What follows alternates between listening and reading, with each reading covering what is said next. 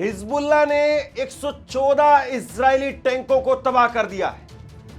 इस वक्त की सबसे बड़ी खबर मैं आपको बता रहा हूं, 114 इजरायली टैंक उड़ा दिए गए हिजबुल्लाह की तरफ से। आप सोचिए कि इजराइल सोच रहा था कि भैया इस युद्ध में तो चींटी की तरह से मसल देंगे हिजबुल्लाह, लेकिन हिजबुल्लाह चींटी नहीं बल्कि चींटी का भी बाप निकला, इनका हाथी निकला। और आप सोचिए कि हिजबुल्लाह ने कैसे न केवल नाक में दम किया है बल्कि नकेल डाल दी है। 114 इजरायली टैंक तबाह कर दिए। ये रिपोर्ट बहुत विस्तार से आपके सामने रखने जा रहा हूं।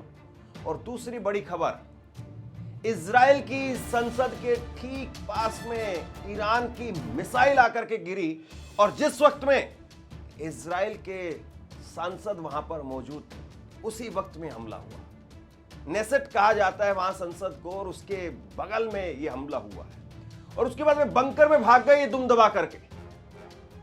आप अगर इसको एक उदाहरण के जरिए समझना चाहें तो कुछ यूं समझिए, ना करे कभी ऐसा हो, लेकिन एक उदाहरण के जरिए जरा समझिए कि अगर भारत और पाकिस्तान की या भारत और किसी दूसरे मुल्क की लड़ाई चल रही है और भारत की संसद के ठीक बगल में अगर आकर के मिसाइल गिरे और उस वक्त में संसद चल रही है, सांसद मौजूद हैं, इजराइल के अंदर इस वक्त में संसद चल रही थी, सांसद मौजूद थे, बजट सत्र चल रहा था और उस वक्त में हमला हुआ है। अगर भारत की संसद के ऊपर अगर हमला किया जाए, उसके ठीक बगल में आकर के अगर मिसाइलें गिरने लग जाए, तो आप बताइए इससे बड़ा हमला और कुछ हो सकता है क्या?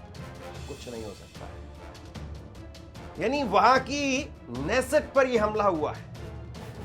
आप सोचिए ईरान की ताकत और ईरान की कुव्वत जो है वो इस वक्त में क्या है, और वो कहां तक जाकर के हमला कर रहा है, और दुम दबा करके भागना पड़ा, बंकरों में भागना पड़ा। इस पर भी विस्तार से बात करेंगे।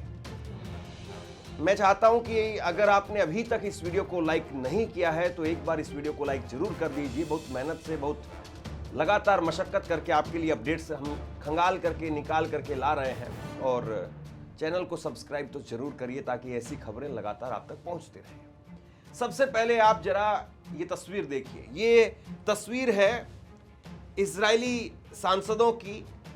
वहां पर संसद का बजट सत्र चल रहा था और बजट सत्र के दौरान इस तरीके से देखिए आप सांसदों को बंकर के अंदर छुपना पड़ा है।